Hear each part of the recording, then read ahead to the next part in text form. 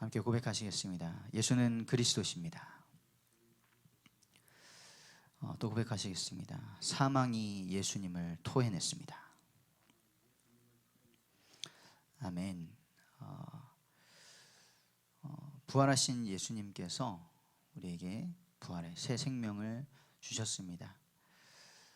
죄의 싹은 사망이기 때문에 모든 사람은 죽습니다.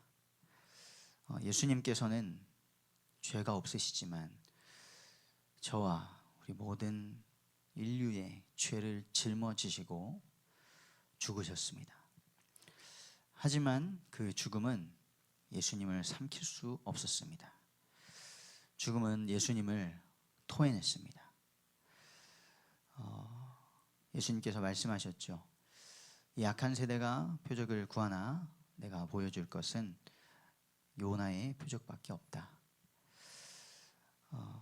오늘 저와 우리 모든 성도님들에게, 그리고 저희가 있는 모든 현장의 사람들에게 이 요나의 기적, 부활의 새 생명이 필요한 줄 믿습니다. 오늘 요나의 말씀을 보면서 부활의 새 생명을 사모하게 되기를 원합니다. 오늘 나눌 말씀의 제목은 새 생명 주기를 원하시는 하나님입니다. 새 생명 주기를 원하시는 하나님입니다. 하나님께서 요나에게 복음을 전파하라, 가서 회개하고 돌이키라고 보내셨던 큰 성읍 니느웨, 그곳은 BC 700년, 600년 이 경에 아수르, 거대한 나라 아수르의 수도였습니다. 니느웨라는 성읍도 큰 성읍이라고 기록되어 있습니다. 어느 정도로 컸냐? 사람이 사흘 동안 걸어갈 만큼 큰 성읍이었습니다. 그런데 하나님은 그곳을 어떻게 표현하셨냐면요, 좌우를 분별하지 못하는 자가 12만여 명이 있다, 짐승도 많이 있다 라고 요나서 4장에 기록되어 있습니다. 그러나 그 성읍에 요나를 보내셨던 이유는 하나님 앞에 상달될 만큼 악독함이 가득했다라고 니느웨를 표현하고 있죠. 그 니느웨 성읍을 보면서 지금 이 시대의 세상을 보게 됩니다. 지금 우리나라는 어떠한 모습입니까? 140여 년 전부터 언더우드, 아펜젤러 선교사님, 이런 분들이 복음을 들고 이 조선 땅에 들어오셨습니다. 그분들 덕분에 가난하고 무지하고 질병이 가득했던 이 작은 조선 땅에 교회와 학교와 병원들이 세워지면서 발전했고요. 이제는 이 대한민국이 세계 강국의 반열에 올라서 있습니다. 하지만 지금 이 시대는 반성경적인 세계관, 그리고 반성경적인 가치관을 가진 자들이 사회 곳곳을 병들게 하고 있습니다. 교회와 성도들은 이 세상의 어마어마한 풍조 속에서 소금과 빛의 역할을 감당하기를 어려워하고 있고 피하고 있습니다. 개인적으로 만나면 믿음을 고백하지만 저 큰 흐름과 문화 속에서는 어려운 것이죠. 또 청년들은 무기력해지거나 아니면 이기적이 되어 있고요.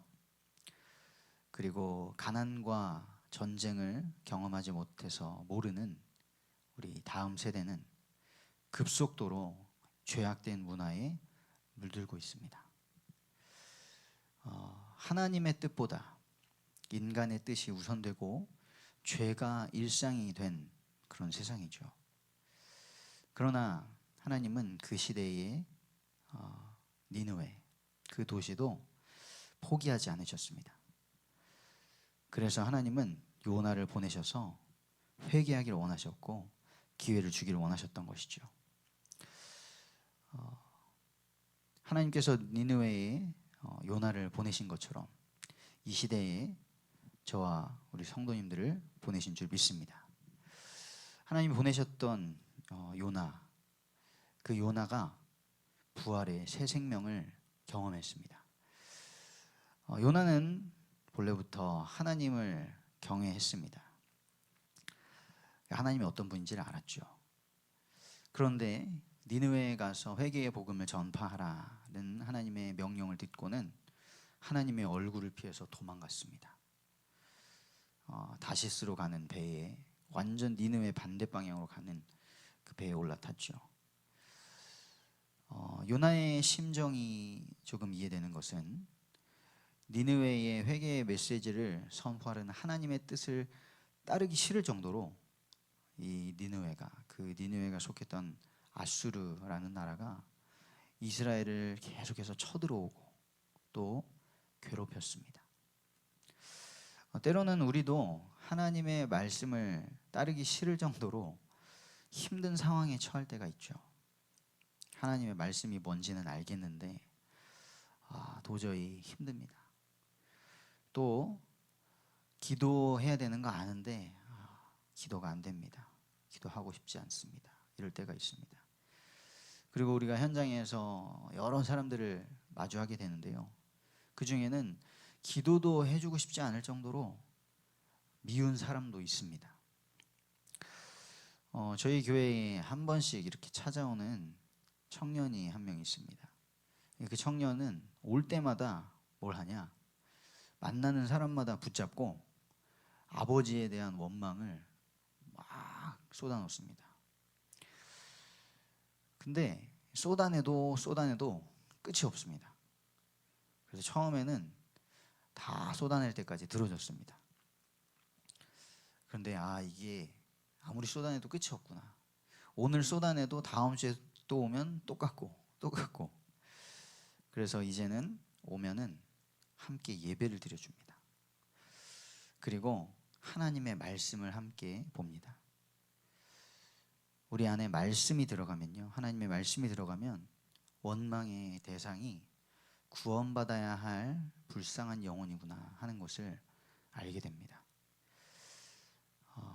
우리에게 그래서 하나님의 말씀이 채워져야 될 줄 믿습니다. 오늘도 하나님의 말씀으로 우리가 무장되기를 원합니다. 이렇게 하나님의 뜻을 피해서, 하나님의 낯을 피해서 도망갔던 요나는 결국 큰 물고기에게 먹히게 되죠. 그 물고기의 뱃속에서 요나는 회개의 기도를 드리고 하나님의 은혜, 부활의 새 생명을 경험하게 됩니다. 요나서 2장에 그 물고기 뱃속에서 고백하는 요나의 기도가 나오는데요. 이 요나는 예수님의 죽음과 부활을 예표했습니다. 요나가 이렇게 고백합니다. 고난 중에 스올에 내려간 것 같다. 요나가 고난 중에 스올에 내려간 것처럼 우리 예수님은 십자가의 고난을 당하셨습니다. 요나의 머리를 바다풀이 감싼 것처럼 예수님은 가시관을 쓰셨습니다. 그리고 땅의 빗장에 갇힌 것처럼 예수님은 무덤에 장사되셨습니다. 그런데 3일 후에 요나가 물고기로부터 토해진 것처럼 예수 그리스도도 3일 만에 다시 살아나셨습니다. 예수님은 당시에 표적을 구하는 악한 자들에게 말씀하셨죠. 선지자 요나의 표적밖에는 보일 표적이 없느니라. 요나가 밤낮 사흘 동안 큰 물고기 뱃속에 있었던 것 같이 인자도 밤낮 사흘 동안 땅속에 있으리라. 요나를 토해낸 것처럼 사망의 권세가 예수님을 토해낸 줄 믿습니다. 결론입니다. 하나님은 큰 성읍 니느웨가 회개하고 구원받기를 원하셨습니다. 하나님은 요나가 부활의 새 생명을 경험하고 복음 전파하기를 원하셨습니다.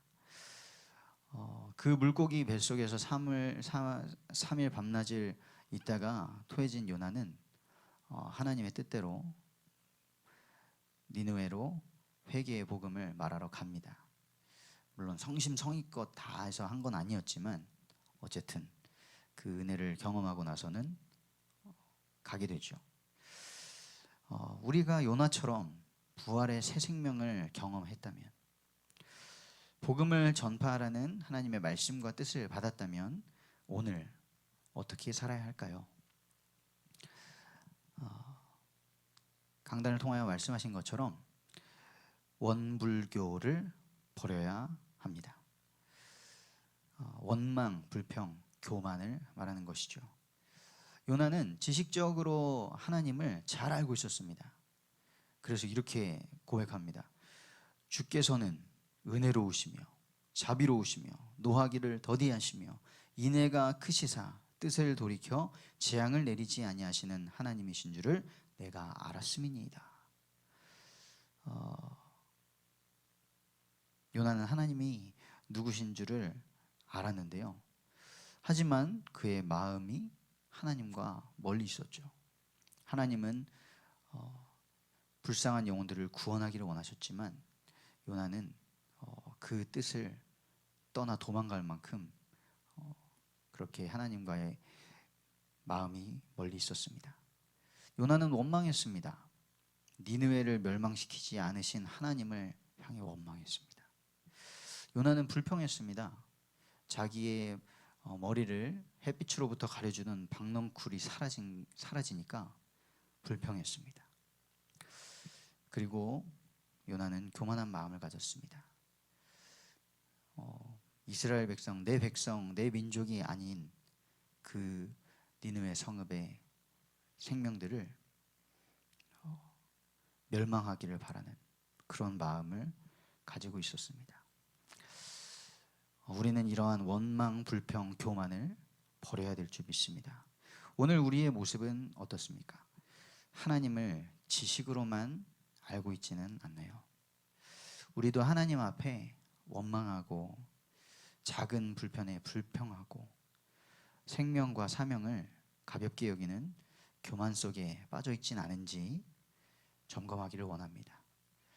하나님은 니느웨와 같은 그런 성읍을 포기하지 않으셨습니다. 하나님은 요나를 포기하지 않으셨습니다. 그것처럼 하나님은 오늘도 우리가 가는 그 현장을 포기하지 않으십니다. 지금 우리가 해야 할 것은 먼저 우리가 하나님 앞에 돌아가는 것입니다. 그리고 이 시대의 니느웨를 향해서 예수님의 사랑과 예수님의 십자가와 부활의 복음, 회개의 복음을 들고 가는 것입니다. 우리가 이 시대의 요나인 줄 믿습니다. 그리고 우리가 이 부활의 새 생명을 경험한 예수 그리스도의 증인입니다. 오늘도 우리를 통하여서 이 부활의 새 생명이 더 풍성하게 누려지고 전파되기를 간절히 소원합니다.